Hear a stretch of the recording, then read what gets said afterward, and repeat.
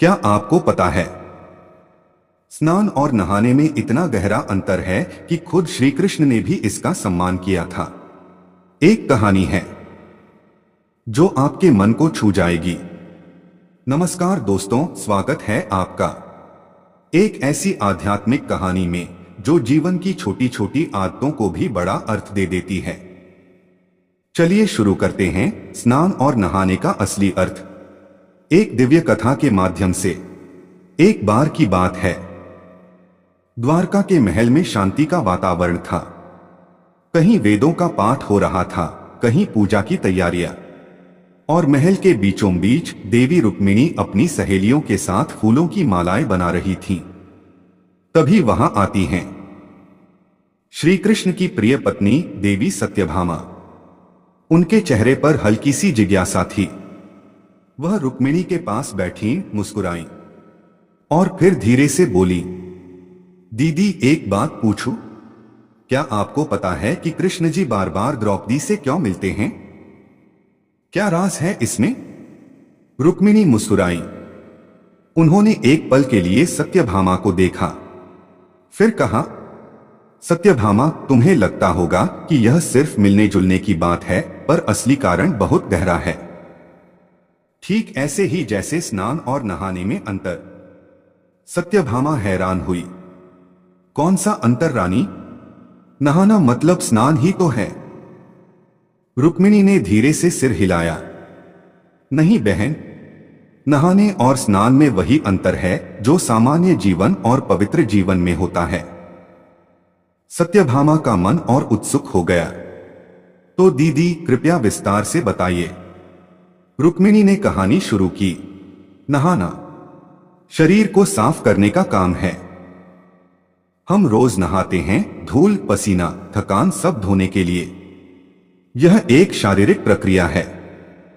लेकिन स्नान मन को भी पवित्र करता है। स्नान सिर्फ जल का संपर्क नहीं, बल्कि एक संस्कार है जिसमें मन, भावना और श्रद्धा भी शामिल होती है। सत्यभामा द्रौपदी जब भी स्नान करती थीं, वह जल में उतरने से पहले भगवान का नाम लेती थीं, मन को शांत करती थीं, जल को गंगातुल्य मानकर श्रद्धा से स्वयं को पवित्र करती थीं। उनका स्नान केवल शरीर नहीं, मन को भी निर्मल कर देता था।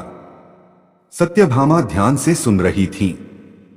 रुक्मिणी ने आगे कहा, कृष्ण जी द्रौपदी के पास इसलिए जाते थे क्योंकि उनका मन पवित्र था।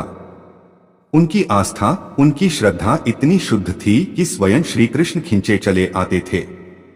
जहां मन का स्नान हो, वहां भगवान स्वतः प्रकट होते हैं। सत्यभामा बोली, तो क्या मैं भी ऐसा कर सकती हूं? रुक्मिणी ने मुस्कुराकर कहा, क्यों नहीं बहन, सिर्फ शरीर नहीं, मन को भी स्नान कराओ। ईर्ष्या, क्रोध, द्वेष, इन सबको धो दो और फिर देखना भगवान स्वयं तुम्हारे पास आएंगे। सत्यभामा की आंखें चमकने लगी। उन्होंने हाथ जोड़कर कहा, दीदी आज से मैं सिर्फ नहाऊंगी नहीं, स्नान करूंगी। बाहर का मैल तो आसानी से धुल जाता है, पर मन का मैल तब ही धुलेगा जब हम नहाने को भी पूजा की तरह अपनाएंगे। रुक्मिणी ने आशीर्वाद देते हुए कहा, यही तो राज है बहन। नहाना शरीर को साफ करता है, स्नान आत्मा को। और तभी श्री कृष्ण वहां आए।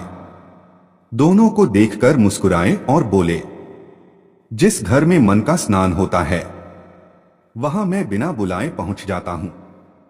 महल में मुस्कान फैल गई और उस दिन से सत्यभामा हर सुबह सिर्फ नहाती नहीं, बल्कि स्नान करती थीं, मन और आत्मा दोनों को पवित्र करते हुए। दोस्तों, आशा है आपको ये दिव्य और प्रेरणादायक कथा पसंद आई होगी। अगर कहानी ने आपके मन को छुआ हो तो लाइक, शेयर और सब्सक्राइब जरूर करें। जय श्री कृष्ण।